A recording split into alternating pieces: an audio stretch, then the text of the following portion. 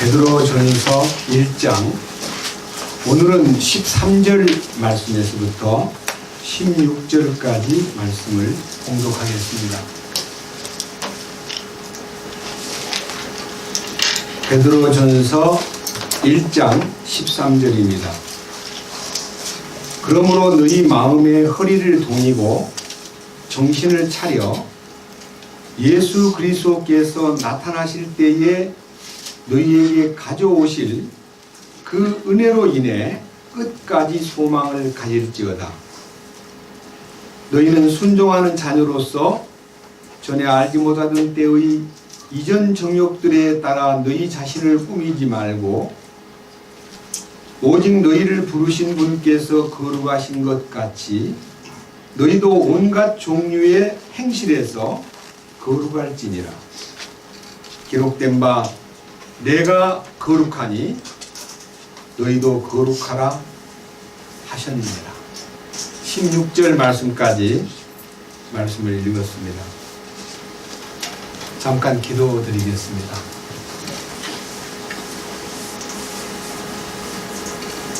영광과 존귀를 받으시기에 합당하신 주님, 이 비천하고 죄 많은 인생들을 부패의 구덩이에서 건져해 주시고 우리의 모든 죄들을 주의 등 뒤에 던지셔서 완전히 죄들을 제어하신 후에 우리 주님 다시 오실 때에 죄와 상관없이 자기를 기다리는 자에게 두 번째 나타나시리라고 약속하신 주님, 우리 주님의 선하신 뜻과 또 우리가 어떻게 주님이 기뻐하는 삶을 살아낼 것인가에 대해서 오늘 이 아침 이 기록된 말씀을 통해서 교훈해 주시옵소서.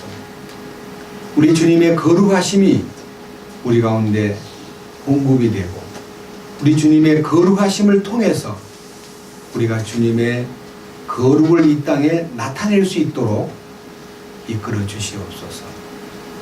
우리 주 예수 그리스도의 이름으로 기도드렸습니다. 아멘.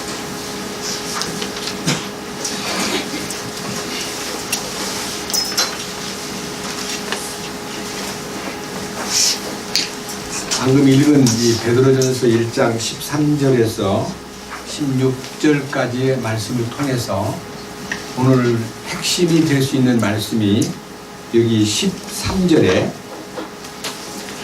그러므로 너희 마음의 허리를 동이고 정신을 차려 예수 그리스도께서 나타나실 때에 너희에게 가져오실 그 은혜로 인해 끝까지 소망을 가질지어다. 지금 기록된 이 말씀은 첫 번째는 마음의 허리를 동이고 정신을 차리라 하는 말씀이 있습니다. 이 마음의 허리를 동이고 정신을 차리라는 말씀은 사도 바울의 에베소 교회에 보낸 편지에 의하면 하나님의 전신갑주를 입고 진리로 너희 허리띠를 동여매라 하는 이 진리로 무장하는 걸 얘기합니다. 그리고 두 번째 정신을 차리라는 말은요, 상당히 의미심장한 뜻이 있습니다. 성경에는 맑은 정신이라는 용어가 많이 나와 있습니다. 특별히 이 정신을 차려라고 하는 말은 주님이 우리에게 요구하시는 참 깊은 뜻이 있습니다. 내가 지금 정신을 못 차렸다는 말이냐? 이렇게 물을지 몰라도 이 정신을 차리라는 말은요, 굉장히 의미 깊은 뜻이 있습니다. 잠깐 로마서 12장을 보겠습니다. 로마서 12장.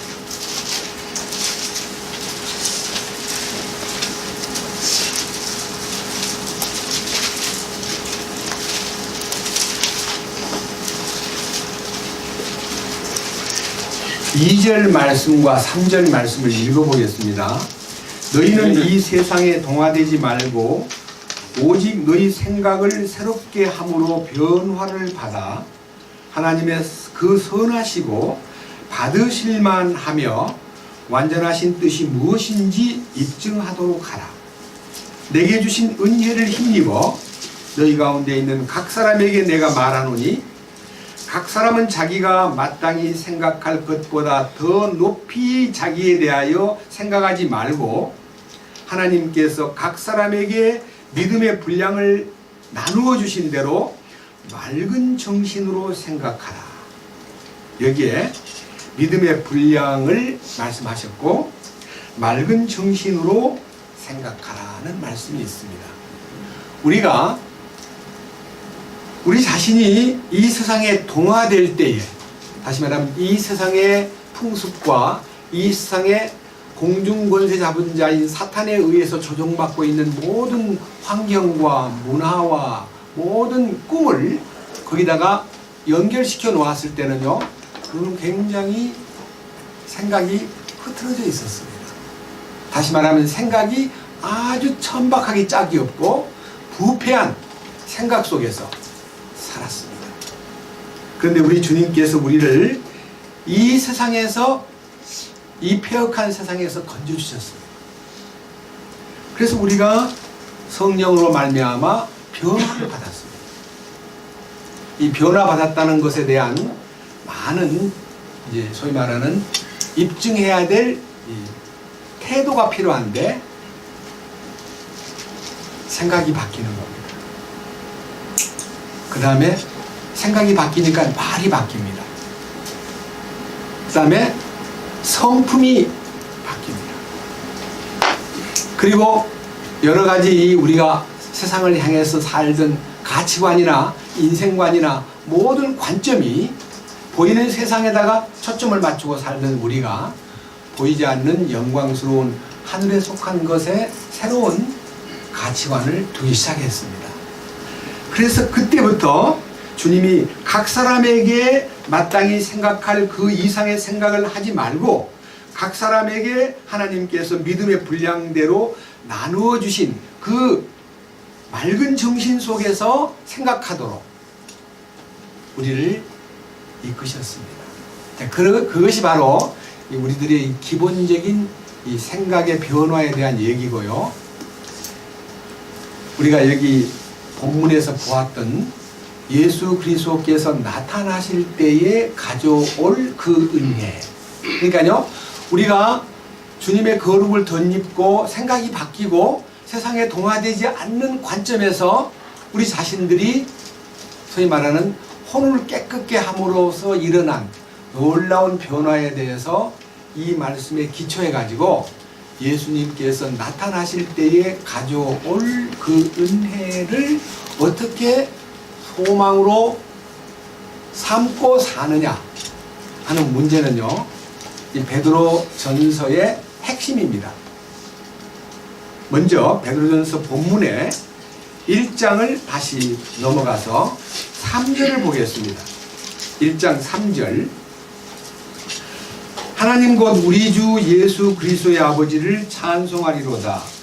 그분께서 자신의 풍성하신 국민에 따라 죽은 자들로부터 예수 그리스도를 부활하게 하심으로 우리를 다시 낳으사 산 소망에 이르게 하셨으며 썩지 않고 더럽지 않으며 사라지지 아니하고 너희를 위해 하늘에 마련된 상속유업을 받게 하셨나니.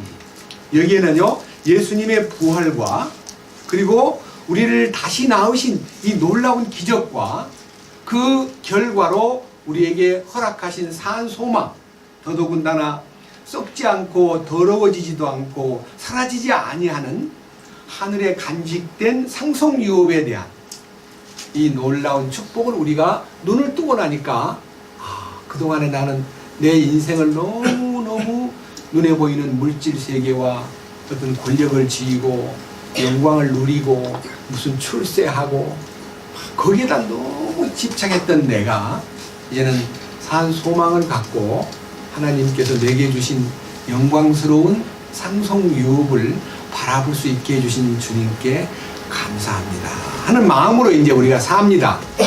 상속유업에 대한 이 놀라운 비전이 우리를 새롭게 만듭니다. 그런데 7절에서 이런 말씀이 나옵니다. 7절에서 이것은 너희 믿음의 단련이 불로 단련해도 없어지는 금을 단련하는 것보다 훨씬 더 귀하여 이 말은요, 이 믿음의 단련이라는 것은요, 금을 용광로에 넣어가지고 순금을 만드는 과정과도 같다. 그러니까 너희 믿음이 단련을 받는 시련을 받을 때 순수해지고 깨끗해지고 주님 보실 때 완전히 기뻐하시는 그 순수성을 지닌 믿음을 갖기 위해서 너희는 믿음의 단련을 싫어하지 말거라.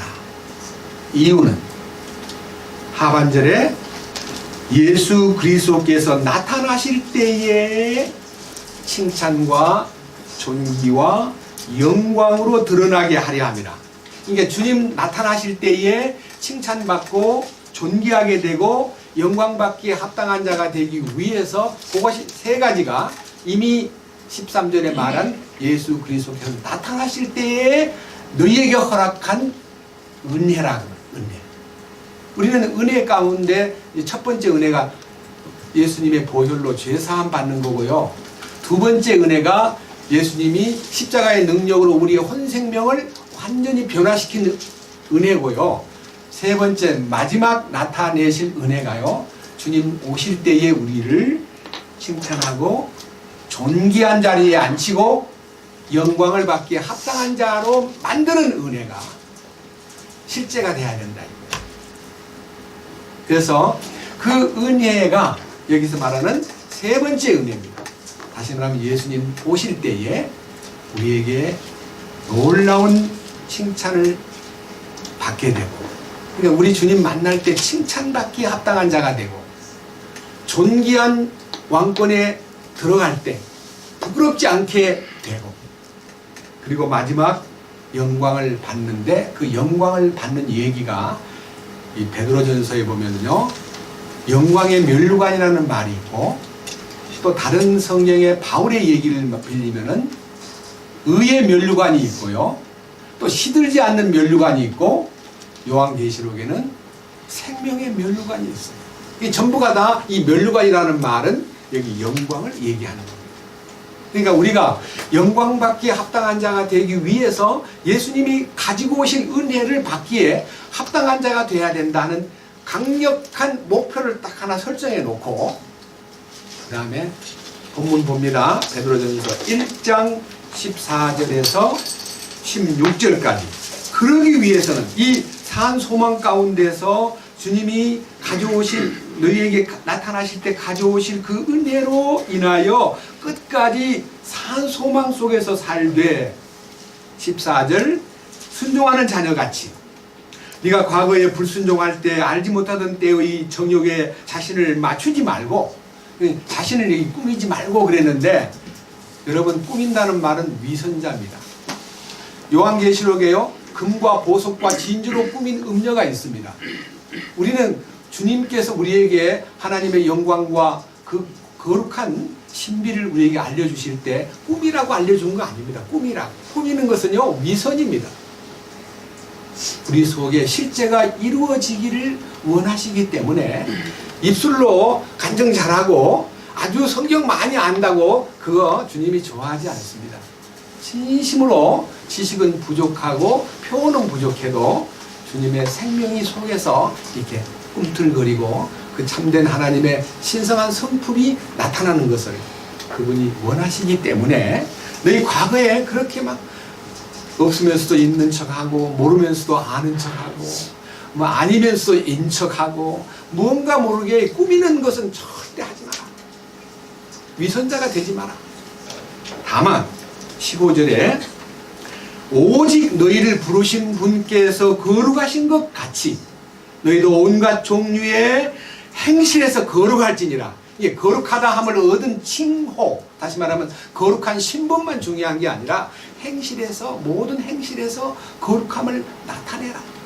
그래서 우리의 언어, 우리의 일거일동, 우리의 모든 대인관계, 우리의 모든 사회생활에서 주님의 거룩을 나타내라.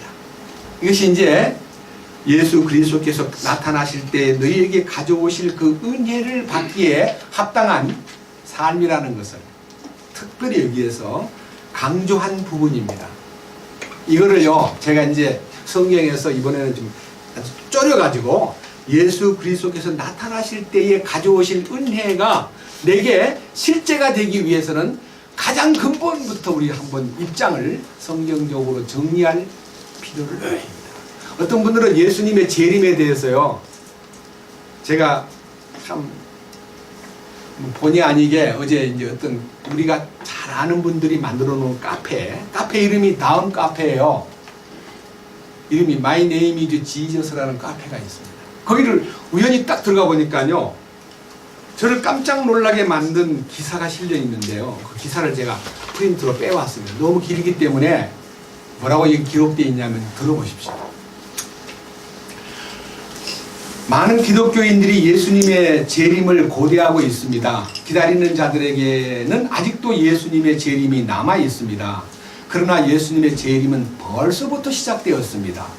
이미 재림 예수를 영접한 자는 아래 말씀을 이룬 자들입니다. 사도행전 3장 19절 그러므로 너희가 회개하고 돌이켜 너희 죄의 없이함을 받으라. 이같이 하면 유쾌하게 되는 날이 저 앞으로부터 이를 것이요 또 주께서 너희를 위하여 예정하신 그리스도 곧 예수님을 보내시리니. 사람들은 재림 예수님이 오실 것을 나름대로 상상하면서 별의별 모습으로 표현하고 상상하고 있습니다. 그러나 하나님의 아들이 아는 방법으로는 절대 아무 일도 하시지 않습니다. 그러면 진정한 재림이 무엇입니까? 해놓고 이제 고린도전서 2장 9절부터 쭉 14절까지 써놓고 뭐라고 써있냐면요, 육에 속한 사람은 하나님의 성령의 일을 받아들이지 않습니다. 이는 그것들이 그에게 어리석게 보이기 때문입니다. 또 그는 그것들을 알 수도 없나니 그러한 일들은 영적으로야 분별되기 때문입니다. 위에 기록된 말씀처럼 하나님의 비밀을 깨달은 자만이 재림 예수를 만날 수 있습니다. 자, 들어보십시오. 고린도전서 2장 16절 누가 주의 마음을 알아서 주를 가르치겠느냐 그러나 우리가 그리스도의 마음을 가졌느니라. 이 말씀에 근거하여 내 안에 영접하여 들어오신 그 예수님이 바로 재림 예수님입니다. 내 육체 안에 오셔서 육체로 역사하시는 성령 즉 보혜사 그분이 재림 예수님이죠. 재림 예수님이 왔다는 거예요, 속에. 그래서 제가요 2004년도에 대전에 잠깐 이내원 원장님 댁에 몸이 안 좋아서 병원에 입원을 했는데 어떤 자매님이 몇 사람하고 찾아왔는데 그 중에 이제 저 뒤에 최대섭 형제님도 문병을 왔는데 그게 어떤 서아무개 자매라는 사람이 혼자 있는데 성전님 예수님의 재림을 기다리십니까? 그래서 네 간절히 기다리죠. 그냥 손으로 틀렸습니다. 기다려보시오 하고 나가버리는 거예요. 참 자매가 돼서 참 처음 만난 사람인데 어떻게 저렇게 사람을 이렇게 손가락질하면서 기다리시오 잘해보시오 그러고 가더라고요. 그 후에 이제 저분들이 재림에 대한 생각이 무엇을 의미하는가를 알까 싶어가지고요. 저도 성경을 열심히 탐구했습니다. 자, 여기 이제 논리를 얘기해 보겠습니다. 요한일서 4장 2절에 이로써 너희가 하나님의 영을 알지니 곧 예수 그리스도께서 육체로 오신 것을 시인하는 영마다 하나님께 속한 것이요. 요한이서 1장 7절 미혹하는 자가 세상에 많이 나왔나니 이는 예수 그리스도께서 육체로 오심을 부인하는 자라. 이런 자가 미혹하는 자요 적 그리스도니. 위의 말씀처럼 우리가 십자가에서 예수님과 함께 죽고 죄사함을 받고 나면 보혜사 성령이 내 안에 오게 되는데 그 보혜사 성령이 곧 예수님이시고 그분이 바로 두 번째 나타나시는 재림 예수님입니다. 육체로 오신 예수님. 내 안에 육체로 왔다. 이 육신 안에 예수님이 왔다 이거예요. 재림이라는 겁니다. 이와 같이 그리스도도 많은 사람의 죄를 담당하시려고 단번에 들이신 바 되셨고 구원에 이르게 하기 위하여 죄와 상관없이 자기를 바라는 자들에게 두 번째 나타나시리라. 우리가 두 번째 나타나시는 예수님을 영접해야 합니다. 곧 그분이 재림 예수님이기 때문입니다. 이렇게 들어가 있습니다. 너무 많이 긴데요. 이건 나중에 혹시 필요하면 보여드리겠습니다. 성경에서 재림 예수님이 오시면 어떤 현상이 일어나느냐, 또 재림 예수님을 맞이하기에 합당한 자가 되기 위해서는 무엇이 준비되어야 되느냐? 굉장히 중요해요. 제가 이 부분에 대해서 여러분에게 성경적인 이 참 뜻을 제시해 주기 위해서 이 아닌 것을 읽었습니다. 제가 아닌 것을 읽고 제 인터넷에다가 이 즐겨찾기 중에 참 가장 눈에 띄게 이걸 첫 번에다가 올려놓고 그분들이 쓴 내용들을 많이 봤는데 아는 분들이 굉장히 많아요. 아는 분들이. 깜짝 놀랐습니다. 자, 오늘 이 성경에서 예수님이 나타나신다는 얘기가 우리에게 주는 의미가 얼마만큼 심도 있게 제가요 케이스 바이 케이스로요 한 5가지 케이스를 오늘 입증하면서 여러분과 함께 이 성경에서 그 다시 오시는 주님과 우리와의 관계에서 가장 민감하게 포착해야 될 실제를요 베드로가 얘기한 것부터 얘기를 한번 해보겠습니다. 자, 베드로 이제 이 말씀 베드로 전서를 하나 보겠습니다. 5장 베드로 전서 5장입니다. 1절입니다. 너희 가운데 있는 장로들에게 권면하노니 나 역시 장로요 그리스도의 고난의 증인이요 또한 앞으로 나타날 영광에 참여할 자니라. 이 나타날 영광이라는 것이 주님 오실 때 가지고 올 은혜의 한 부분입니다.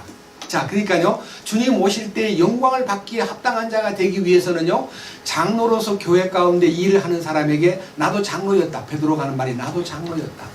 너희 가운데 장로된 사람들은 이 일에 깊이 유념하라고 충고하는 얘기가 2절입니다. 너희 가운데 있는 하나님의 양떼를 먹이고 감독하되 억지로 하지 말고 자진해서 하며 더러운 이익을 위해서 하지 말고 오직 준비된 마음으로 하라. 여기에서 가장 예민하게 우리가 포착해야 될 부분이요 설교를 한다 합시고 앞에 나서 가지고 돈 얘기 꺼내는 사람은 다 가짜입니다. 그거 아셔야 돼요.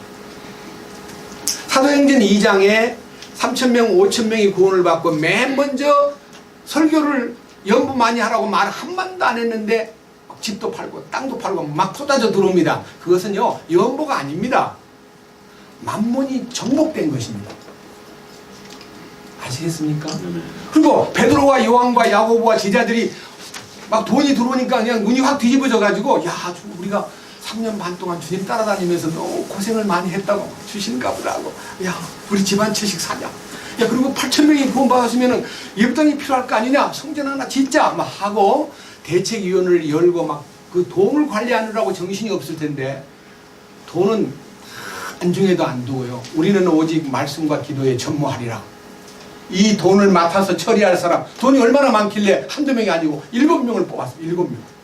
생각해보세요. 재정이 얼마나 많았길래 7명의 집사를 뽑아가지고 믿음과 성령이 충만한 사람을 그 일을 재정 출납을 맡겨라. 완전히 설교자가 돈에 눈을 돌리지 않았기 때문에 주님의 교회가 견고하게 컸다는 것입니다. 이거 놀라운 얘기예요. 만몬이 정복된 거예요. 아나니아와 삽비라가 자기가 만몬에게 정복당한 것에 대해서 주님의 은혜로 변화된 것을 간증해야 되는 그 간증의 터에다가 집과 땅을 팔아가지고 얼마를 딱 숨겨놓고 감추어둔 속에 연보를 갖고 갔더니 베드로가 묻기를 이것이 다냐 물었습니다. 네, 다입니다. 네 어떻게 하나님을 속이고 성령을 시험하느냐 하고 그가 그 앞에서 죽었습니다. 아나니아도 죽고 삽비라도 죽었습니다. 연보를 다 안 내서 죽은 거 아닙니다. 만몬에게 붙잡힌 자기의 반반 마음을 다 쏟아붓고 만몬을 이긴 것처럼 거짓 간증을 하니까요 데리고 와버린 거예요. 교회 안에 큰 유해의 원인이 됩니다. 돈을 사랑함이 일만하게 뿌립니다. 그것이 교회 안에서 커다란 장애를 주기 때문에 그를 주님께서 먼저 불러가 버린 겁니다. 돈 적게 내서 잡아간 거 아닙니다. 그래서 여기에서 참으로 더러운 이익을 위하여 하지 말고라는 말은 자기의 이익을 위해서 성경을 전하는 사람이 되지 말라 그랬는데 이 말씀을 전하는 저도 30년 동안 설교한답시고 많이 이익을 추구하는 일을 했습니다.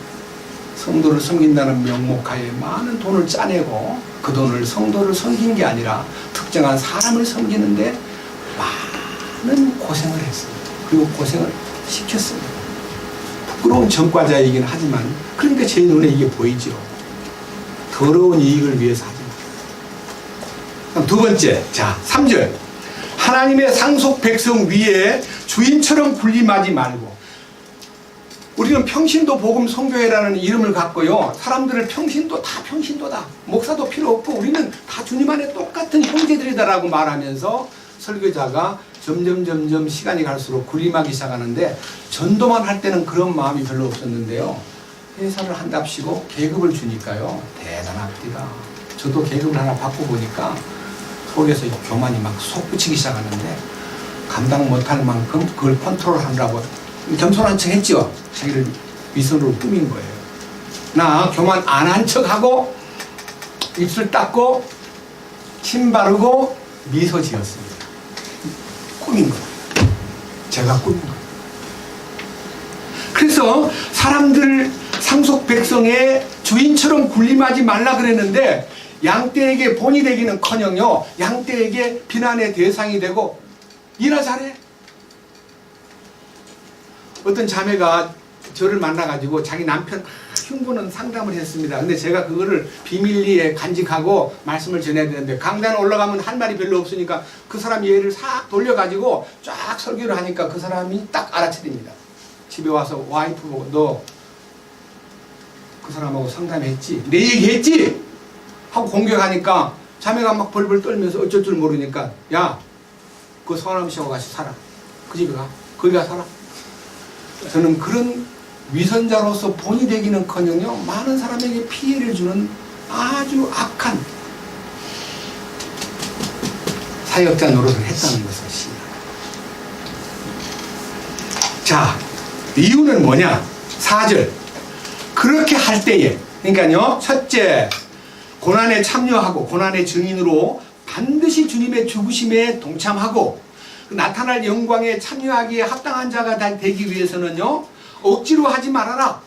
자진해서 하고 더러운 이익을 취하지 말아라.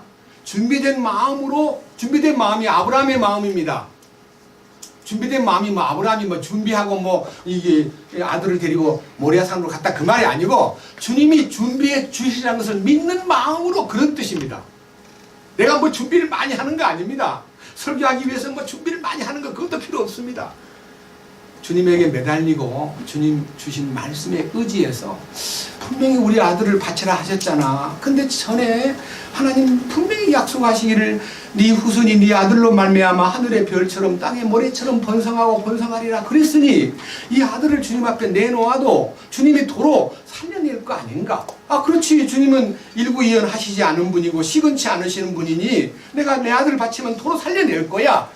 그게 바로 준비된 마음이에요. 말씀이 딱 살아있기 때문에. 바치라는 얘기는 나중에 한 거고, 아들의 얘기는 진즉 했잖아요. 하나님이 약속을 하기를 네 아들로 인하여 땅에 후손들이 번성하고 번성하리라는 약속을 믿었기 때문에 죽여도 도로 살릴 것이다 믿었잖아요. 그게 바로 주님이 준비된 약속을 믿었기 때문에 그는 아들을 바칠 수가 있었습니다. 준비된 마음이라는 게 바로 주님이 준비하신다는 뜻입니다. 아시겠습니까? 그 다음 보세요. 뭐라 했어요? 4절 다 같이 봅시다. 다 같이. 그리하면 목자단께서 나타나실 때에 너희가 사라지지 아니하는 영광의 관을 받으리라. 여기는 영광의 관, 크라운이라는 단어는요 면류관이라는 뜻입니다. 영광의 면류관을 받으리라. 목자단께서 나타나실 때에 사라지지 아니하는 영광의 면류관을 받으리라. 이거를 대전제로 해가지고 베드로 후서를 썼는데, 베드로 후서는 베드로전서를 쓴 후 1년 후에 썼지만은요, 이 내용이 엄청나게 주님의 다시 오심에 대한 비전과 놀라운 실제를 다루고 있기 때문에 우리를 놀라게 하는 거예요. 그러니까요, 예수님을 영접하고 죄사함 받고 주님 안으로 모시고 영으로 들어갔다고 해서 주님이 그리스도의 영이 내 육체 안에 왔다고 하는 건 맞습니다. 말씀이 육신되어서 이 땅에 오신 예수님처럼 예수님의 영, 곧 보혜사가 이 안에 오셔요. 그렇다 해서 내가 주님이 재림한 거예요. 뭐 재림을 했다면 어떤 일이 나타나야 되느냐면요. 베드로후서 자 조금 넘겨가지고요. 이제는 3장을 보겠습니다. 베드로후서 3장.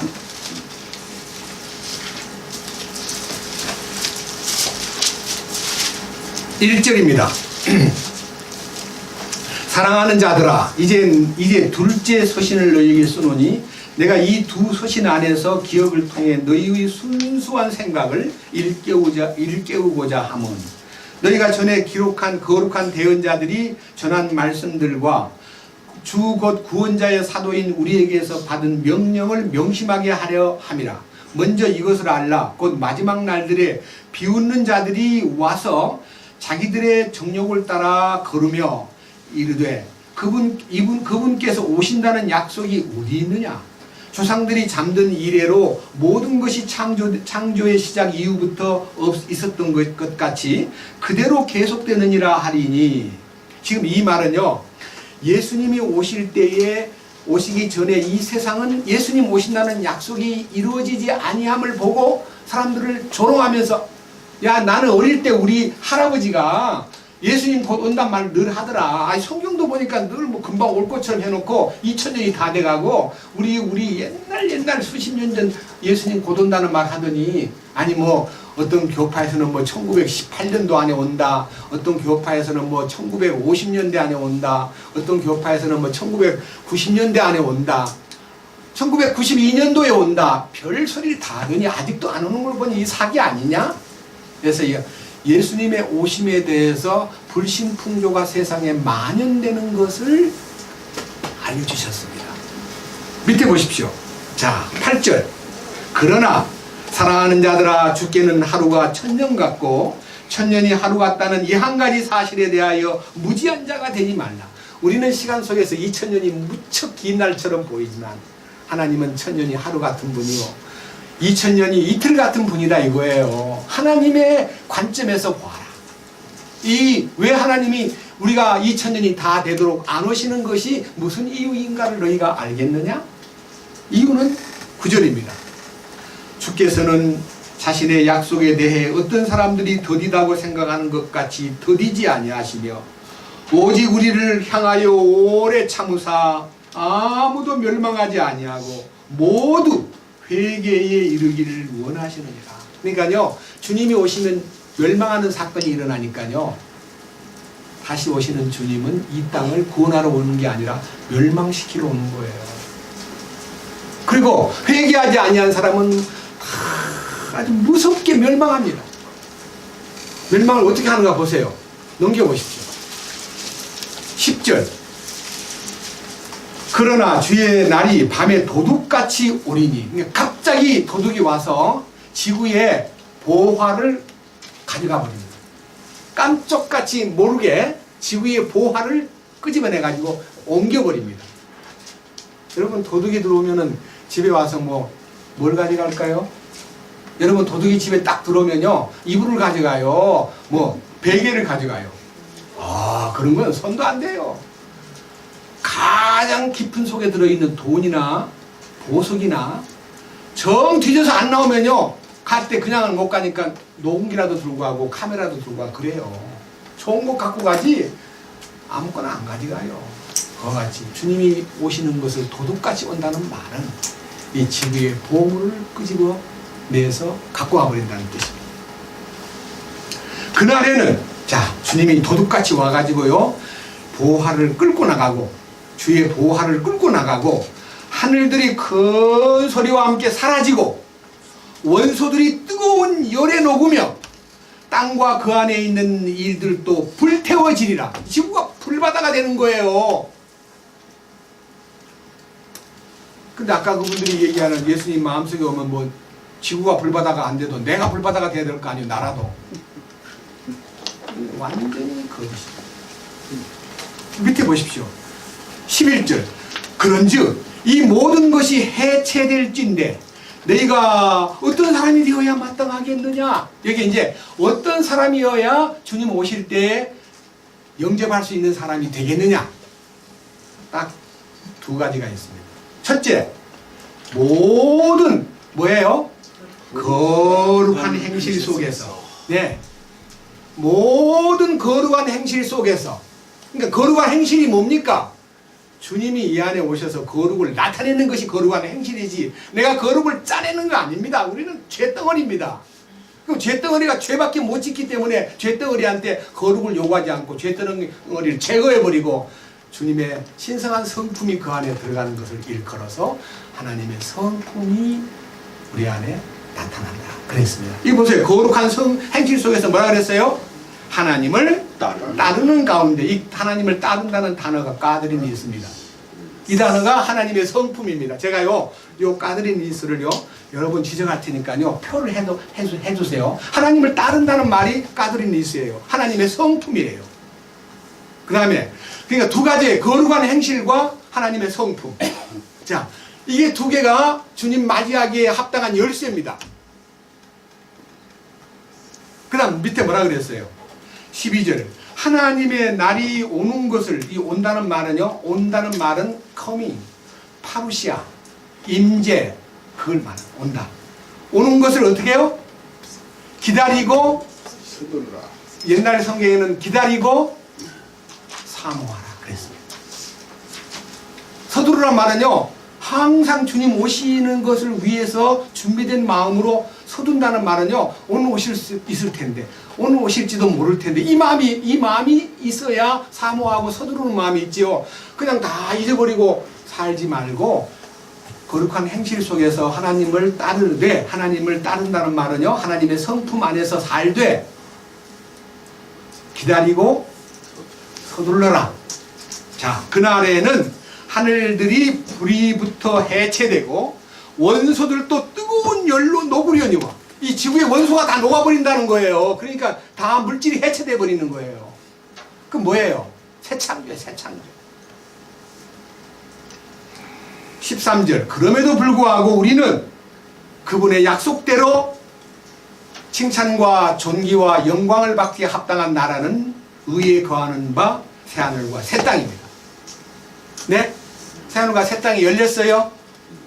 제가 그분한테 나중에 다른 분한테, 예수님 오셨다면 이 지구에 이렇게 죄가 넘치고 자식이 부모를 죽이고 부모가 자식을 죽이고 이렇게 막 천지가 죄악구동인데 이게 주님 오신 결과입니까? 말을 못해요. 밑에 보십시오. 14절. 이게 이제 키워드입니다. 그러므로 사랑하는 자들아, 너희가 그러한 것들을 기다리나니 너희가 주님의 놀라운 칭찬과 영광과 존귀를 받기에 합당한 자가 되기 위해서 나타나실 때 가져올 은혜를 기다리는 사람일진데, 첫째, 너희는 점이 없어야 된다. 둘째, 흠도 없어야 된다. 셋째, 어떻게 해요? 화평 중에 그분께 발견돼야 한다. 그분이 오실 때 세 가지가 너무너무 놀라운 얘기입니다. 자, 여기 한번 단어를 한번 생각해 봅시다. 첫째, 뭐예요? 점도 없고, 또 두 번째, 흠도 없고, 셋째, 화평 중에 발견되기를 힘쓰라. 이 세 가지가 기본이면, 점도 없는 게 뭐예요? 제가 지금 이쪽입니까? 이쪽입니까? 이거 점이 많이 있죠? 우리 아들이 와가지고, 아버지, 우리 그 새카만 게 자꾸 커져요. 나이가 들었다는 증거다. 아버지 건강 좀 관리 잘하세요. 야, 이제 70 넘어가지고 이제 곧 있으면 폐기 처분될 사람이야. 점이 많게 마련이야. 근데 이제 돈 많은 사람은 이 점 없애려고요, 박피 수술을 하고 막 엄청나게 피부 관리를 합니다. 점이라는 것은요, 요걸 말하면 요거 하나, 우리의 행실에서, 우리의 거룩한 행실에서요, 점이 없어야 된대요. 우리는 얼마나 점이 많습니까? 점이 막 공부처럼 점이 많습니다. 점박입니다. 점박이. 흠도 없고. 흠이라는 것은요, 조금 신발을 사는 사람이요, 이렇게 뒤지다가요, 약간의 요 실밥이 조금 올라오면, 아저씨 신발 안 돼요, 바꿔주세요. 그러면요, 제가 신발을 받아놓고 한 번도 전수검사를 안 했기 때문에 그런 신발이 또 있어요. 또 이제 한참 뒤지면 또 이제 속에 또 내피에 또 육신이 요로 살아있어요. 또 그 사람한테 갖다 주기 전에 빨리 가위로 이렇게 잘라내고 갖다 주면 또 그 사람이 머리 보다가 아유 이거는 색깔이 안 맞네. 어떻든 간에 흠이 하나만 있어도요 안 사는 사람이 있습니다. 그런데 우리의 인격에 점도 없고 흠도 없고 화평 중에 나타나기를 힘쓰라 그랬는데 이게 얼마나 우리에게 요구하는 거예요. 이제 베드로가 한 얘기는요 요것만 보고요 디도서 바울이 얘기한 얘기요 우리가 보던 성경 2장을 보겠습니다. 조금 앞으로 넘겨서요 디도서 2장. 사도 바울이 이제 개인 디도에게 보낸 편지 가운데 이 부분에 대해서 강조한 말씀을 읽어보겠습니다. 11절 구원을 가져다 주시는 하나님의 은혜가 모든 사람에게 나타나 우리를 가르치시되 경건치 아니한 것과 세상에 속한 정욕들을 우리가 거부하고 이 현 세상에서 맑은 정신을 가지고 의롭게 하나님 뜻대로 살며 여기에요 항목 중에 12절이에요 주님의 은혜를 받은 사람답게 주님을 기다리는 사람이라면 주님을 다시 오심을 기다리는 사람이라면 첫째 경건치 아니한 것을 버려라. 경건치 아니하다는 단어는요 언가드리니스입니다. 그 말이 뭔 말이냐 하나님의 뜻에 위반된 하나님의 성품을 따르지 않는 그런 단어입니다. 언가드리니스. 이 단어를 경건치 아니하다고 번역을 했는데 이 본래 단어는 하나님의 뜻에 합당치 않은 다시 말하면 하나님의 성품에 위배된 그런 뜻입니다. 하나님의 성품에 위배된 어떤 세상의 정욕들을 거부해야 된다. 세상의 정욕을 거부해야 됩니다. 돈 욕심, 명예 욕심, 권세 욕심, 어떤 탐욕, 어떤 물욕 거절해야 됩니다. 아니라고 말해야 됩니다. 우리가 흠과 티가 없으려면요 완전히 아니라고 할 때까지 이것을 이루기 위해서 갈망해야 됩니다. 그 다음 뭐라 그랬어요? 현 세상에서 뭐라 그랬어요? 맑은 정신으로 의롭게 하나님의 뜻대로 하나님의 뜻대로란 단어가 까들입니다. 까들이 하나님의 뜻대로 까들이란 말이요 하나님의 성품을 닮은 그런 뜻입니다. 그렇게 살아야 됩니다. 그래야 13절 저 복된 소망과 위대하신 하나님 곧 우리의 구원자 예수 그리스도의 영광스러운 나타나심을 기다리게 하셨느니라. 그분을 기다리는 사람일진데 지금 요 12절에 요구하는 경건치 아니한 것과 세상에 속한 정욕들을 우리가 거부하고 이 현 세상에서 맑은 정신을 갖고 의롭게 그리고 하나님의 뜻대로 살아야 한다 그랬습니다. 그러니까 지금 현재 이 베드로가 얘기한 거와 통해요 안 통해요? 그거 다 거룩이에요. 다 거룩. 예? 그러니까 모든 행실에서 거룩한 자가 되고 그 다음에 하나님의 뜻대로 살아야 하느니라는 그 뜻대로라는 말이 하나님의 성품을 통해서 네 인격을 나타내라 하는 가르치는 것입니다. 너무나 놀라운 얘기입니다. 자 그러면요 이런 얘기를 이렇게 읽어볼 때에 너무 마음속에서 이런 말씀이 있었구나. 이렇게 말씀해 주신 것이 어디에 근거를 둔 것일까? 분명히 알아야 됩니다. 조금 넘겨서요. 히브리서 9장을 보겠습니다. 사도 바울의 히브리서를 보낸 내용 가운데 아주 힘주어 강조한 내용이 히브리서 9장 24절부터 읽겠습니다.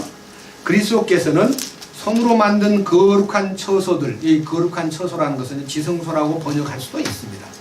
곧 참된 것의 모형들 안으로 들어가지 아니하시고, 그러니까 지상의 지성소로 들어가지 아니하시고 하늘 그 자체 안으로 들어가사, 그러니까 하늘의 지성소 앞에 들어가사 이제 우리를 위하여 하나님 앞에 나타나시느니라.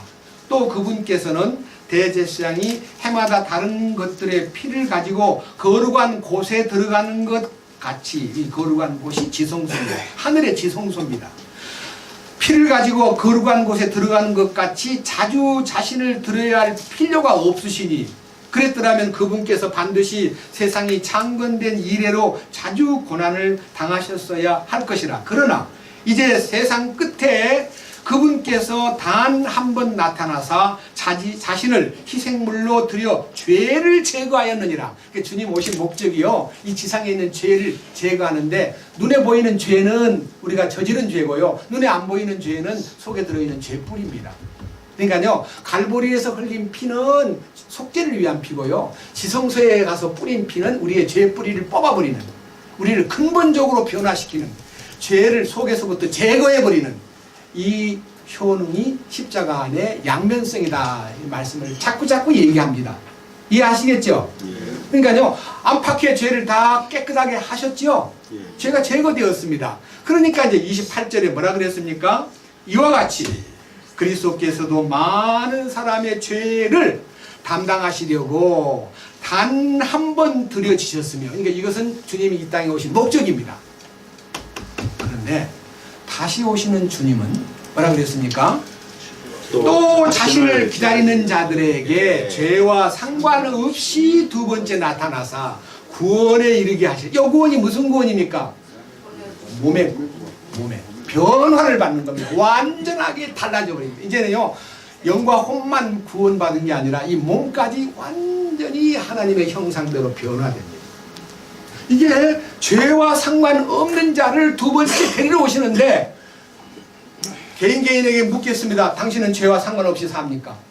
죄와 상관없습니까? 하고 물어보면요, 사람이라 어떻게 죄를 안 지어요?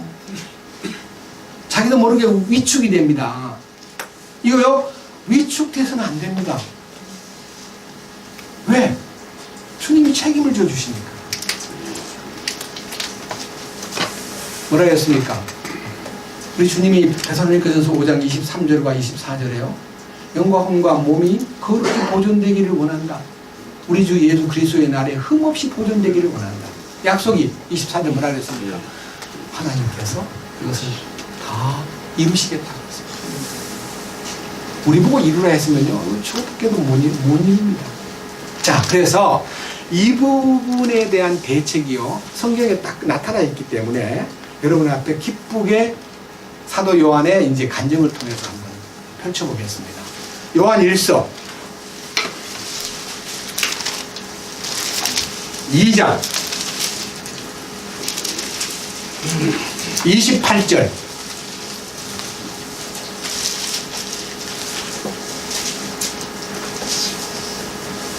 요한 1서 2장 28절. 어린 자녀들아. 그러니까요, 여기 계신 여러분들도 다 주님 앞에서 어린 자녀들에 속한 사람들입니다. 이 말씀을 내게 주실 말씀으로 받아야 됩니다. 어린 자녀들아, 이제 그분 안에 거하라. 이게 중요한 거예요. 이제 그분 안에 거하라. 이것은 그분께서 나타나실 때에 우리가 확신을 가지게 하려 함이요, 또 그분께서 오실 때에 우리가 그분 앞에서 부끄러움을 당하지 아니하게 하려 함이라. 그러니까 부끄러운 사람으로 나타나지 않고 그분 앞에서 떳떳이 서려면 어떻게 해야 돼요? 그렇잖아, 명령문이 있잖아요. 뭐라 그랬어요? 이제 그분 안에 거하라. 이게요, 굉장히 중요한 일입니다. 그분 안에 거하라. 그 다음 29절. 그분께서 의로우신 줄을 너희가 알면 의를 행하는 자마다 그분에게서 난 줄을 아느니라. 그분께서 그 안에 거하고 그분의 의가 그 삶 속에 나타나는 걸 보니 그가 그분 안에 있구나. 그분 안에서 난 사람이구나. 그러니까 거듭난 생명을 우리가 알아본다는 겁니다. 나도 그분 안에서 거듭난 생명을 얻었고, 여러분들도 그분 안에서 거듭난 생명을 얻었기 때문에 이 거듭난 생명의 이 신비를 교류하는데, 이 교류점에서 가장 중요한 얘기가 3장 1절부터인데요. 우리 목요일날 밤에요, 우리가 하나님의 자녀된 거, 우리가 하나님을 아버지라고 부르는 거, 이게 엄청난 행운이라는 것을, 그냥 보통 하나님 아버지 그냥 그런 거 많은데, 이 우주를 창조하신 대주제께서 나의 아버지라고 내가 부를 수 있다. 이건 너무너무 놀라운 일입니다. 이 가치를요, 깨닫지 못하면 신앙생활이 안 되는 거예요. 그분이 나의 아버지예요. 나는 그분의 자녀예요. 보세요. 3장 1절. 보라, 아버지께서 어떠한 사랑을 우리에게 베푸사 우리가 하나님의 아들이라 불리게 하셨는가? 우리가 하나님의 아들이라고 불린다는 것은요, 이건 어떤 사랑인가? 이 어떠한 사랑인가? 이거를 마음속에서 이 사도 요한이 이 글을 쓸 때 서기 95년에 90년경에 썼는데, 이 성경을 쓸 때의 요한의 마음이요, 내 마음에도 그대로 전해져야 돼요. 우리에게 큰 사랑을 베푸신 하나님께서 나를 하나님의 아들이라고 불려주셨다는 것, 이거 놀라운 얘기입니다. 이 놀라운 사실을 세상이 알아보지 못하는 이유는 세상이 그분을 알지 못하기 때문이라고 했습니다. 세상이 우리가 하나님 아버지라고 불러놓고 감동하는 것을 세상 사람은 미쳤나, 저는 뭐 지혜비도 몰라보고 뭐 하늘 보고 하나님 아버지라 그러는데 저거 미쳤지. 제가 아는 분이요, 공부를 잘했는데 의과대학을 갔습니다. 근데 아버지가 하는 말이, 네 땅에 있는 네 애비로 인정 안 해주는 네가 하나님 아버지를 따로 모시고 있으니 하나님 아버지 보고 월사금 달라고 해라. 옛날 얘기입니다. 전혀 등록금을 안 줬어요. 그래서 엄청나게 고생한 어떤 의사 얘기를 간증을 들었는데요, 아버지가 그냥 돈이 엄청 많은데 하나도 안 주는 거예요. 그래서 아주 너무 고생하면서 공부를 했는데 그래도요, 유학까지 갔다 왔더라고요. 밑에 보십시오. 2절. 사랑하는 자들아, 이제 우리는 하나님의 아들들이니라. 자, 이제 하나님의 아들이라는 대전제는요, 로마서 8장에요, 우리가 하나님 아버지를 아버지라고 부르는데 성령이 친히 우리 영으로 더불어 우리가 하나님의 자녀인 것을 증거하시나니, 자녀이면 또한 하나님의 상속자요 그리스도의 공동 상속자니 우리가 그와 함께 영광을 받기 위하여 고난도 함께 받아야 된다는 이 놀라운 사실에 눈을 뜬 사람 얘기입니다. 2절. 사랑하는 자들아, 이제 우리는 하나님의 아들들이니라. 우리가 앞으로 어떻게 될지는 아직 나타나지 아니하였으되 그분께서 나타나시기만 하면 우리가 어떻게 됩니까? 와, 어떻게 돼요? 그분과 함께. 그분과 같이 된대요. 그분과 같이 된대요. 이는 우리가 그분께서 계신 그대로 볼 것이기 때문이라. 이 말은요, 그분의 실제를 우리가 누리면서 나도 이제 그분같이 된 것에 대해서 감사하는데 내가 하나님 되었다, 그런 뜻은 아닙니다. 근데 아까 얘기한 이 카페 이름이 My name is Jesus예요. 자기가 예수래요.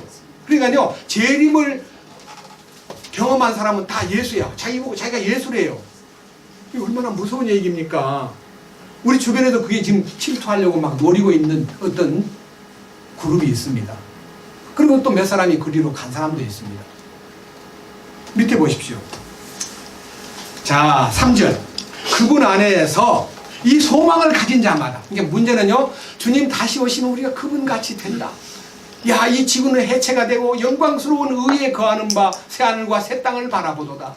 우리는 거기에서 영광과 존귀와 놀라운 하나님의 칭찬을 받을 거다. 그 마음에 이제 소망이 있는 사람은 뭐를 갖춰야 된다 그랬습니까? 네? 그분께서 순결하신 것 같이 자기를 순결하게 하느니라는 이 순결이라는 단어가요, 제가 이제 너무 많이 가면 시간 걸리니까 베드로전서 1장 22절에요 너희가 성령을 통해 진리에 순종함으로 너희 혼을 깨끗게 하여라는 단어하고 똑같은 단어입니다. 예? 성령을 통해 이 혼을 깨끗게 하는 건 뭘로 깨끗해져요? 주님의 십자가의 능력이에요. 너를 완전하게 거룩하게 했느니라는 그 주님의 그 거룩함이 우리 안에 이루어진 거예요. 이 순결이라는 단어가요, 바로 혼이 깨끗해졌다는 그 깨끗함이라는 단어하고 똑같은 단어입니다. 자, 그래서 이 순결하신 주님같이 자기를 순결하게 한다고 하는 이 말씀에 약속이 있는데, 자, 그 다음 보세요. 5절. 그분께서 우리의 죄들을 제거하려고 나타나신 것을 너희가 알거니와. 그 나타나신다는 말은요, 첫 번째 나타나심, 죄를 위하여 이 땅에 오신 예수님. 그 다음에 그분이 죄를 제거하려고 오셨기 때문에, 그 다음에 그분 안에는 뭐예요? 그분 안에는 죄가 없다 그랬잖아요. 아까 28절에 1장 28절에 사랑하는 어린 자녀들아 이제 그분 안에 거하라 했는데, 그분 안에 거한다는 말이 5절에 죄가 제거되면은 그분 안에 거하게 되지요. 그분 안에는 뭐가 없어요? 누구 안에? 그분. 내 안에는 난 죄덩어리잖아요. 내 죄덩어리가 죄 없는 곳에 들어갈 수는 없잖아요. 어떻게 내가 그 죄를 가지고 그분 안으로 들어가요? 그게 못 들어오게 해. 안 돼. 문 앞에서 죽여. 어떻게? 십자가에다가 던져버리고 새 창조의 인격, 하나님의 성품을 갖고 그분 안으로 들어가고 그분도 내 안에 들어오시는 거예요. 맞잖아요. 밑에 보세요. 6절. 그래서 그분 안에 거하는 자는 어떻게 돼요? 죄를 짓지 않는 거예요. 죄를 짓지 않는 것은 원리예요. 원리. 우리가 노력해서 죄를 안 짓는 거 아니에요. 너 정말 죄 안 지어 하고 막 따지는 사람한테 나 죄 안 짓는다. 어쩔래? 그러면 한번 해볼까요? 대들라 그래요. 막 주먹 들고. 그 싸워가지고 내가 얻어맞고 신경질 내면 봐라 네 뭐 죄 안 짓는다더니 똑같은 애 이렇게 해가지고 우리를 보고 우스꽝스럽게 취급하는 것이 대부분인데 그런 얘기를 하는 거 아니에요. 우리 주님이 당신의 생명과 사랑으로 우리에게 공급해 주심으로 자 6절 누구든지 그분 안에 거하는 자는 죄를 짓지 아니하나니 누구든지 죄를 짓는 자는 그분을 보지 못하였고 알지도 못하였느니라. 그러니까 그 말은요 주님 안다고 하면서 심지어는 이제 재림 예수 내 안에 오셨다는 사람들 이렇게 말합니다. 세상에 짓는 육신의 죄는 아무것도 아니야 이게 아니고 자기 마음대로 합니다. 도덕 폐기론자입니다. 말이 되겠습니까? 말이 안 됩니다. 그래서 자 밑에 보십시오. 8절 죄를 범하는 자는 마귀에게 속하나니 마귀는 처음부터 죄를 짓느니라. 하나님의 아들이 나타나신 목적은 이것이니 곧 그분께서 마귀의 일들을 멸하시려는 것이라. 왜 여러분 죄를 짓습니까? 이 속에 마귀가 들어앉았으니까 죄를 짓죠. 마귀가 속에서 죄를 짓게 하는 거예요. 근데 주님이 오시면 마귀가 쫓겨나요 안 쫓겨나요? 여러분 쫓겨나는 걸 뭘로 설명합니까? 어둠의 세력이 빛이 오면 어둠이 막 어떻게 돼요? 나가란 말도 안 해도 나가버려요. 그냥 여러분 캄캄한데 불을 켜면 어떻게 돼요? 어둠이 물러가 버리잖아요. 그게 실제요. 주님이 우리 가운데 오시면 그 어둠의 세력인 마귀는 물러가요. 그리고 그 물러감으로써 이루어지는 결과가 9절이에요. 누구든지 하나님에게서 난 자는 죄를 범하지 아니하나니 이는 그분의 씨가 그 속에 머물러 있기 때문이라. 개혁성경에는 그분이라는 단어를 하나님의 씨가 그 속에 들어있기 때문에 하나님의 씨가 들어오는 거예요. 씨는 말씀이잖아요. 말씀의 능력이 들어와가지고 그 죄의 권능과 사탄의 모든 역사를 다 추방시켜버리는 거예요. 그는 하나님에게서 났으므로 어떻게 돼요? 9절 하반절에 뭐라 그랬어요? 그는 하나님에게서 났으므로 죄를 지을 수 없는 죄가 마비돼 버렸어요. 죄를 이제 기능 발휘를 못해요. 이런 놀라운 것이 주님을 기다리는 사람의 올바른 정상적 자세에서 사는 것입니다. 제가요 이 부분이 너무 좋기 때문에 이런 부분에 대해서 좀 더 생각을 더 많이 해보기 위해서 성경 몇 군데를요 진실로 응집된 말씀을 찾아보겠습니다. 앞으로 좀 넘겨가지고요 디모데 후서로 이제는 갑니다. 디모데 후서 4장입니다. 그래서 우리의 신앙생활은 어떻게 해야 되느냐 하는 것입니다. 자 4장 1절입니다. 주님의 명령입니다. 들어보세요. 그러므로 내가 하나님 앞과 주 예수 그리스도 앞에서 또 친히 나타나실 때에 자신의 왕국에서 산 자와 죽은 자를 심판하실 분 앞에서 내가 내게 명하노니. 그러니까요 이 나타나실 주님이요 자신의 이제 왕권을 갖고 오셔가지고 산 자와 죽은 자를 심판하시는 거예요. 예? 죽어서 사라져버린 사람들도 끝나는 게 아니고 다시 살려내가지고 심판한다는 거예요. 세상을 떠나버린 아담 이후에 수억 명이 땅에 묻혀있는데 다 부활시켜가지고 당신이 최후의 심판을 한다는 거예요. 멋대로 행한 대로. 거기서 아무도 예외가 없습니다. 네? 어떤 누구도 예외가 없습니다. 그렇기 때문에 주님의 엄연한 심판이 있어야 할 계획 때문에 우리들 보고 부탁하기를 네가 정말 구원받았느냐? 네가 정말 십자가에 연합되어 하나님의 성품을 알았느냐? 그럼 너는 이렇게 해라. 2절 말씀을 선포하라. 때에 맞든지 안 맞든지 막 긴급히 하라. 예, 우리 마음이요, 이 복음을 하나라도 멸망하지 않게 하려고 우리 마음이 좀 서둘러야 되는데, 자기 혼자 그냥 만족하고, 나는 구원 받았다, 나는 갈 수가 있다, 나는 지옥 안 간다. 이게 말이 됩니까? 끊임없이 우리는 주님의 기다리는 사람으로서 그분 앞에 가서 칭찬받기 합당한 사람이 되려면요, 당장 여러분 전도가 안 되면요, 전도할 대상을 놓고 기도하셔요. 리스트를 써가지고 기도하셔요. 저도요, 노트에다가 곳곳에다가 기억이 자꾸 사라질까봐 노트 안에다가 이렇게 이름을 쓰곤 합니다. 제가 알고 있는 우리 주변에 지금 젊은 형제들, 자매들, 여기 이름을 지난번에 이제 청년들 모였을 때 변승재 형제, 배아란 자매, 김재우 형제, 김재권 형제, 서성은 형제, 최우람 형제, 최바람 형제, 오선정 자매, 오선미 자매, 오선아 자매, 이지은 자매, 심지어 여기 왔다가 인사하고 간 정지우, 정치수까지 이름을 써놓고요. 기억이 천재가 아니기 때문에 잊어버릴 때가 있습니다. 그럼 간간히 그들을 위해서 기도할 마음이 생기면 딱 이렇게 펴놓고 이름을 보고 기도하는 게 아니고, 주님이 이 18명 이름을 써놨구나. 주님, 이 젊은이들을 주님에게 받아주십시오. 보고서를 드리는 거예요. 아무것도 염려하지 말고 너희의 구할 것을 감사함으로 하나님 앞에 알리라. 알리면 그분께서 지각에 뛰어난 하나님이 너희의 마음과 생각을 지키시리라. 약속을 믿기 때문에 알리는 거예요. 주님, 이들을 좀 더 적극적으로 이 진리에 들어오도록 도와주십시오. 기도해. 기도부터 시작하면 돼요. 그러면 기회가 와요. 근데 기도마저 안 하는 거예요.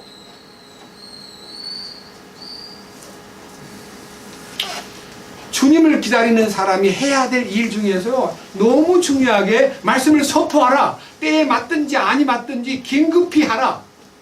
그리고 모든 오래 참음과 교리로 책망하고 꾸짖고 권면하라. 오래 참으라는 말은요, 말을 해도 안 알아듣고, 말을 해도 모른 척하고, 말해도 딴점 피우고, 이런 마음 듭니다. 지옥이나 가. 이러면 안 됩니다. 그 말을 들은 그 친구가요, 날 보고 지옥이나 가라. 그러면 네가 나를 뭐 지옥 가라고 저주해? 그러면 다시는 안 만나나 그래요. 그런 말을 해서는 안 돼요. 그래서 오래 참고, 그리고 간절한 마음으로 3절 뭐라 그랬으면, 이 시대가요, 주님 오실 때가 다 되니까 무슨 일이 벌어지느냐, 때가 이르리니, 이제 이 마지막 때가 말하는 거예요. 그들이 건전한 교리를 견디지 못하여, 그러니까 건전한 교리란 말은 주님의 가르침에 귀를 기울이지 아니하고 말입니다. 귀가 가려워서 자기 욕심대로 자기를 위해 선생들을 쌓아두고, 자기 욕심에 끌려가다 보니까 어디가 선생을 구하냐 그러면요, 세상에 나가서 선생을 찾는데, 요즘에는 텔레비전에만 들어가도, 인터넷만 들어가도 선생이 엄청 많습니다. 별별 죄를 개발하는 선생들이 꽉 차 있습니다.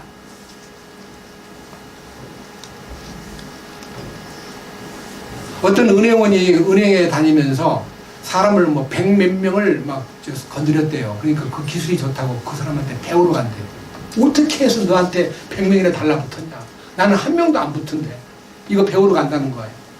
그게 뭐예요? 죄 개발하는 선생님을 만나러 간다 이거예요. 이게 인생들이에요. 자, 그 다음 뭐 4절. 진리로부터 귀를 돌이켜 뭐를 좋아한다 했어요? 꾸며낸 이야기들로 돌아서리라. 꾸며낸 얘기가 뭐예요? 여러분, 텔레비전 나온 거 다 꾸며낸 얘기잖아요. 실감나게 연기를 하는데 그거 다 꾸며낸 얘기잖아요. 야, 그 꾸며낸 작가 아무개 대단한 사람이다. 언어의 마술사다. 어떻게 그런 말을 해? 하고 그런 말을 막 종종 외워가지고 막 친구들끼리 써먹더라고요. 그 마술사의 얘기를. 이게 세상이에요.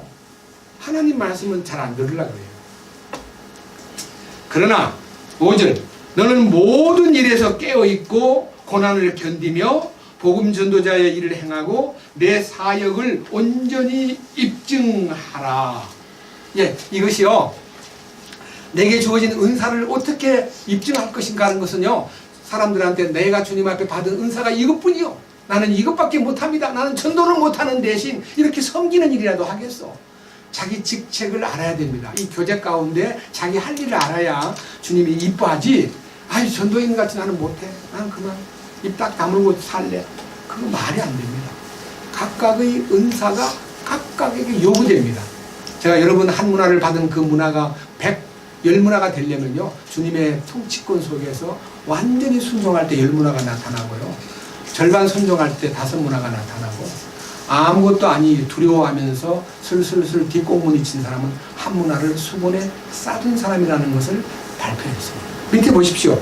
6절, 이제 내가 내 자신을 헌물로 드릴 준비가 되었구나. 자신을 헌물로 드린다는 말은요, 주님이 나 위해서 몽땅 쏟아 부었듯이 나도 주님 쏟아 붓고 싶습니다. 여기에 헌물이라는 말은 옛날 성경에 전제물, 부어드리는 제물, 쏟아 부어드리는 제물 되고 싶습니다.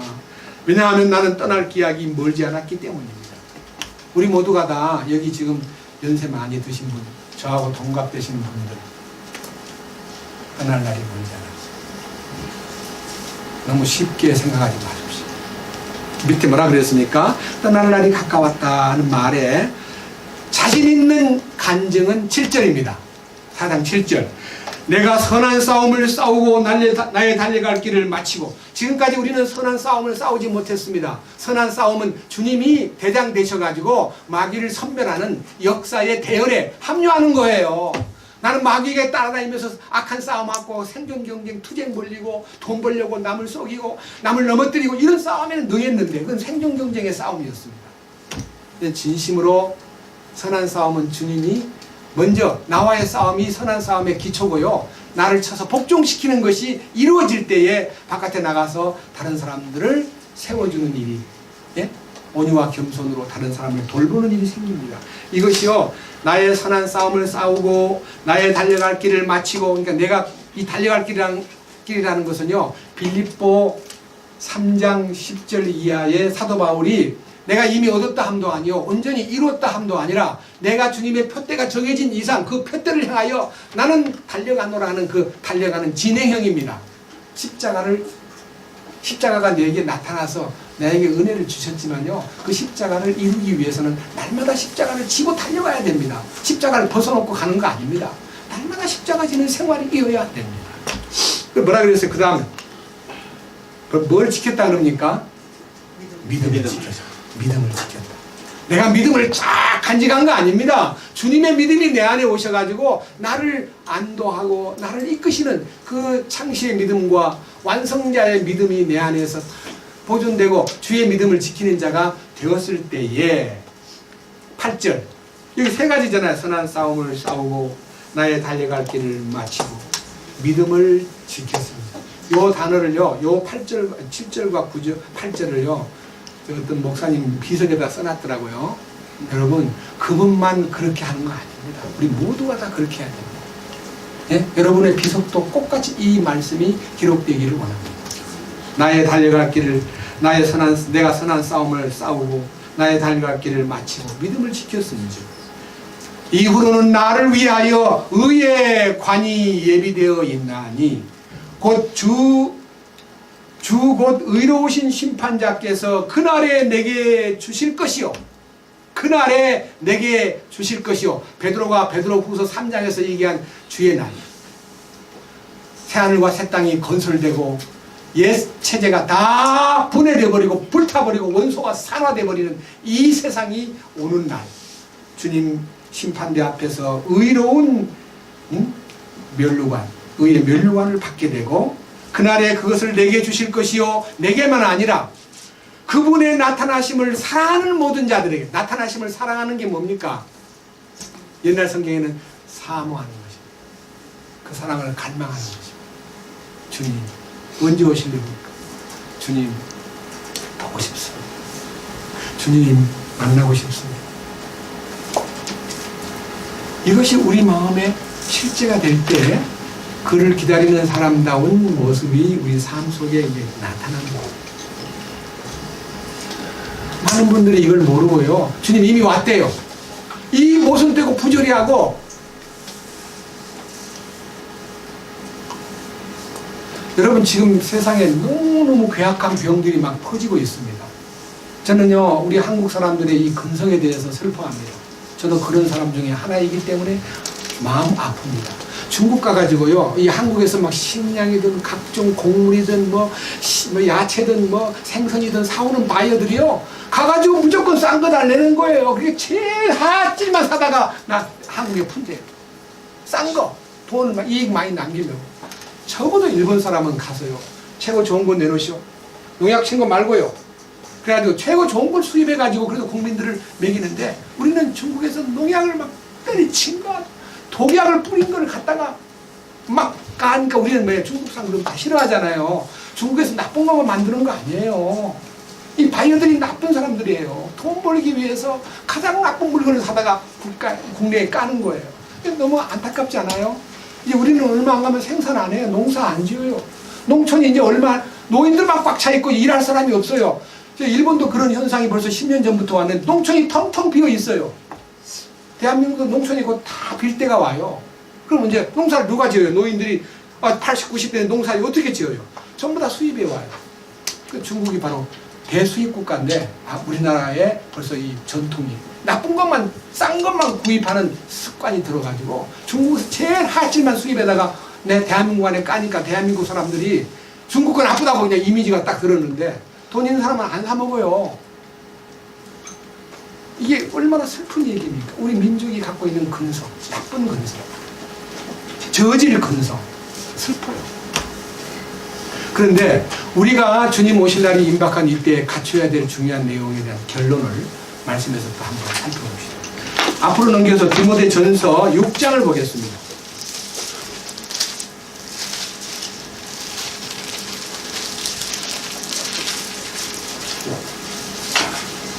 3절, 6장 3절입니다.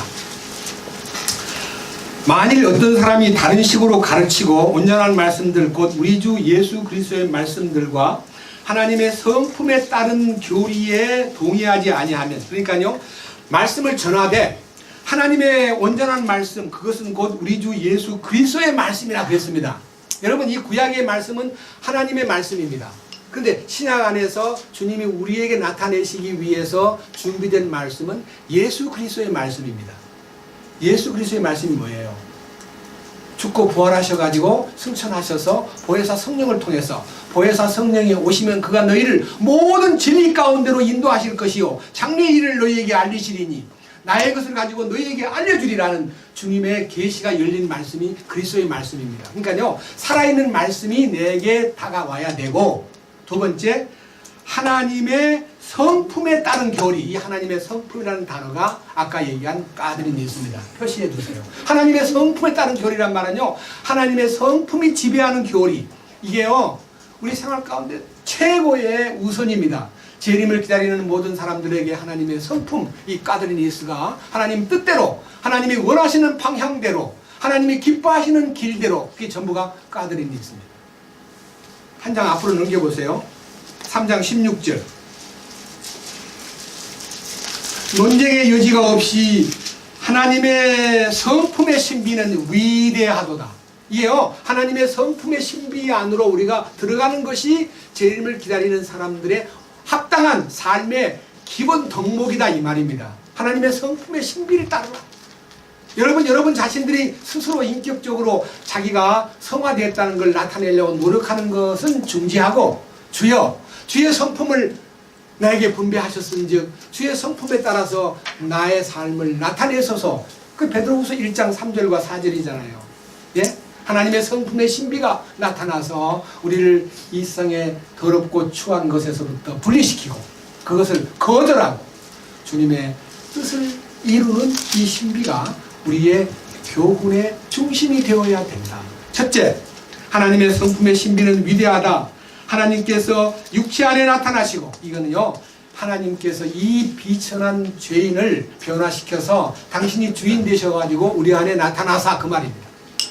네? 주님이 하나님의 성품의 신비의 그 위대함 안으로 들어간 사람에게 하나님께서 그 안에 나타나시고 성령 안에서 의롭게 되시고 천사들에게 보이시고 이방인들에게 선포되시고 세상에서 믿기시고 영광 속으로 올려져 영접을 받으셨느니라. 그분이 바로 예수님이십니다.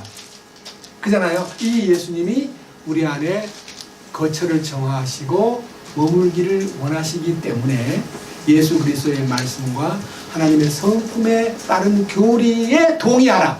진정으로 아멘하라. 기도에 아멘이라는 말은요, 동의합니다. 전적으로 동감입니다. 그런 뜻입니다.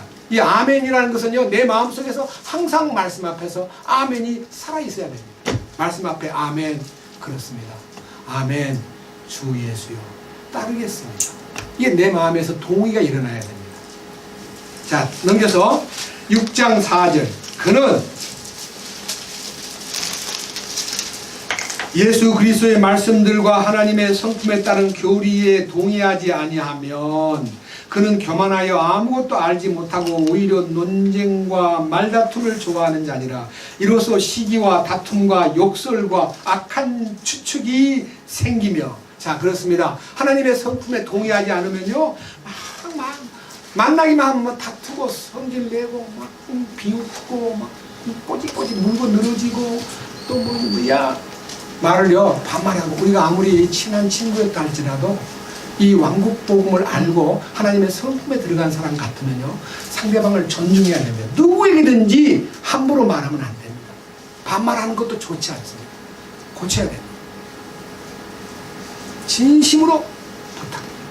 성경의 원칙입니다. 절대로 다툼과 욕설과 악한 추측은 금물입니다. 밑에 보십시오. 5절.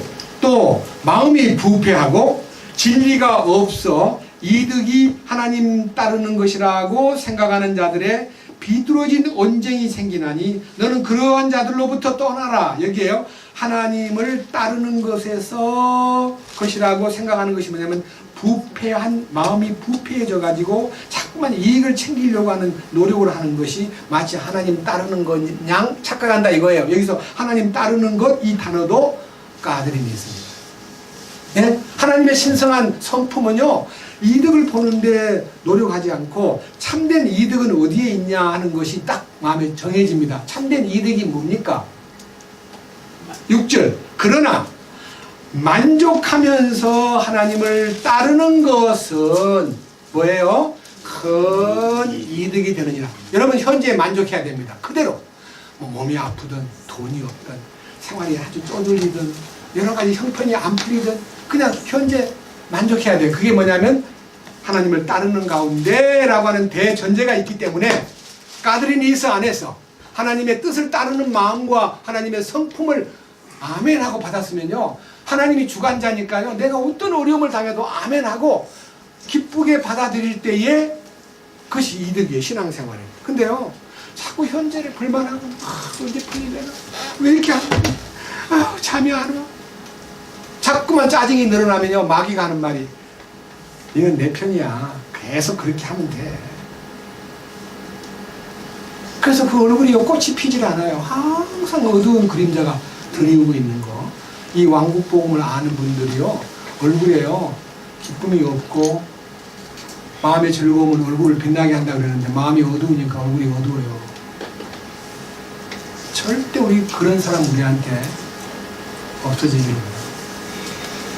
자, 그래서 무슨 말씀이 나오기 위해서 이 말씀이 있느냐.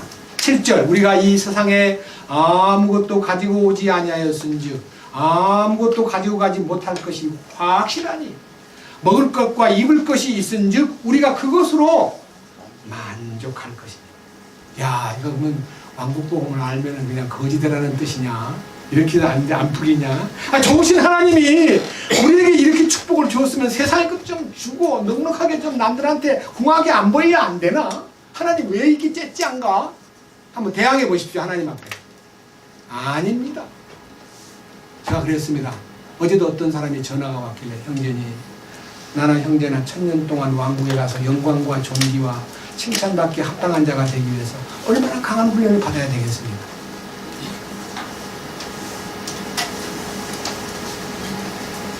밑에 보십시오.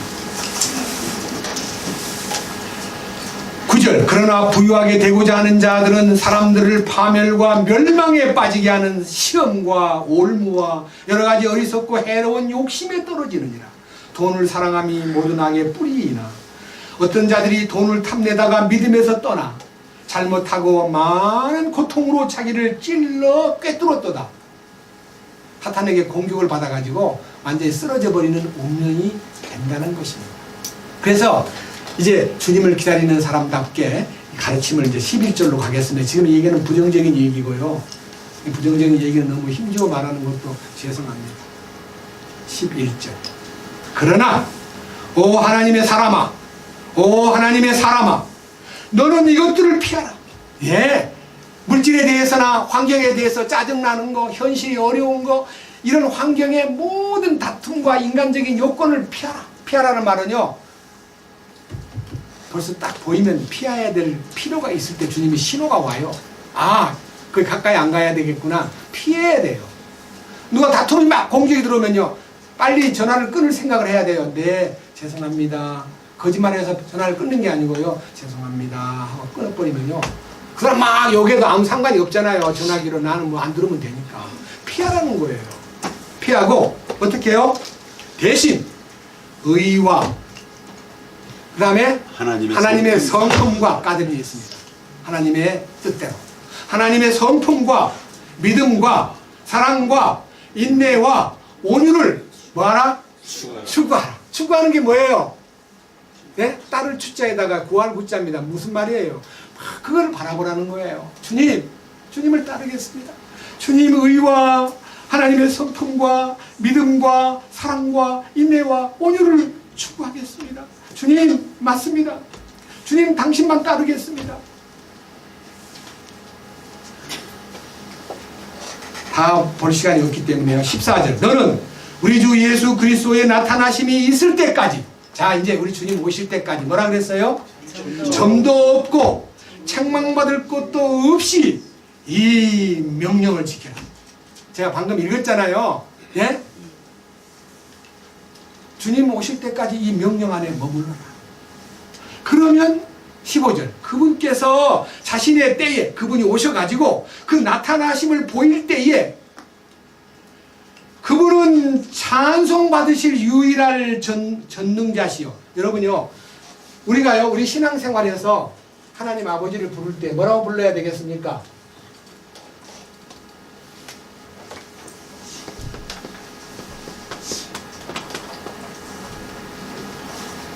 아브라함이 이스마엘을 낳아가지고요, 휘청거리고 있을 때 하나님이 나타나가지고 86살 때 이스마엘을 얻었는데요, 하나님이 99세 때 13년 만에 나타나가지고 그때까지는 침묵했어요. 아브라함아, 너는 내 앞에서 완전하라. 왜 그런 말씀이 들렸을까요? 자기가 불완전한 상태에 빠져있기 때문에, 믿음의 조상답지 못한 환경에 빠져있기 때문에. 이삭을 낳아서 이삭은 예수님의 그림자예요. 이삭이 생산되고 이삭을 제단에 바쳐서 하나님의 부활 능력을 경험하게 하기 위해서 아브라함을 그 이스마엘에게서 건져내는 거예요. 전능하신 하나님으로 나타나야 됩니다. 욥기서에 가보면요, 전능하신 하나님이 많이 나옵니다. 전능하신 하나님이 뭐예요? 유일한 해결자, 유일한 능력자, 그 전능자가 이 지상에 딱 오셨을 때요, 그분뿐이구나라고 세상의 모든 권력자들이 권력을 내놓고요, 세상의 모든 소유주가 자기 소유를 다 불법 점유했던 것을 다 내놓고 어느 누구 한 사람 저항할 사람이 없는 그런 주님의 권위가 나타날 때 유일한 전능자로 그가 나타나죠. 그 중에 또 한 가지, 왕들의 왕, 만왕의 왕, 주들의 주, 만주의 주. 예? 아, 주님이 통치권자구나. 주님이 주인이시구나. 주인 중에 주인, 왕 중에 왕이시구나. 그분을 맞이할 때 우리에게 나타내실 놀라운 축복을 우리가 누리기에 합당한 자가 되기 위해서는 하나님이 원하시는 두 가지 요구. 과거의 정욕에 네 자신의 삶을 맞추지 말고 거룩에 네 자신을 맞추고, 거룩에 네 자신을 맞추라. 하나님의 성품 안으로 들어가라. 그것이 영광을 나타내실 때에 너에게 큰 보상으로 준비해 놓은 은혜를 네가 소망 삼고 살거라. 부탁한 겁니다. 이 부탁이 우리의 실제가 되기 위해서 우리는 갈망하고 주님을 향해서 참으로 우리의 이 위치와 입장과 우리의 이 고백이 하나 될 수 있기를 주님의 이름으로 부탁드리고, 여러분이 마음속에서 베드로가 이런 놀라운 얘기를 예수 그리스도 나타나실 때 가져올 은혜를 받기에 합당한 자로서의 소망 가운데서 네 행실의 모든 것을 주님을 바라보면서 거룩을 이루어라. 그리고 주님이 원하시는 그분 앞에 설 때 부끄럽지 않게 흠도 없고 점도 없고 책망받을 것도 없이 화평 중에 그분 앞에 발견되기를 추구하라. 이 명령이요, 우리에게 실제가 되고 진행형이 되기를 간절히 부탁드립니다. 주님을 찬양합니다. 주님 감사합니다. 오늘 말씀을 통해서 주님 오실 것을 약속하신 이 약속이 우리에게 실제가 되고 우리 삶 속에 능력 있는 방향 제시가 되고 우리 삶을 알려주는 내비게이션이 되기 위해서 이 진리의 말씀에 눈을 열어주시고 주님이 기뻐하는 바를 따라 운행할 수 있도록 이끄시옵소서. 주여, 우리를 이 말씀을 열어주신 것만큼 우리의 삶의 모든 것을 더 열어주셔서 모든 필요를 채우시고 주님 영광을 나타내시옵소서. 우리 주 예수 그리스도의 이름으로 기도드렸습니다. 아멘.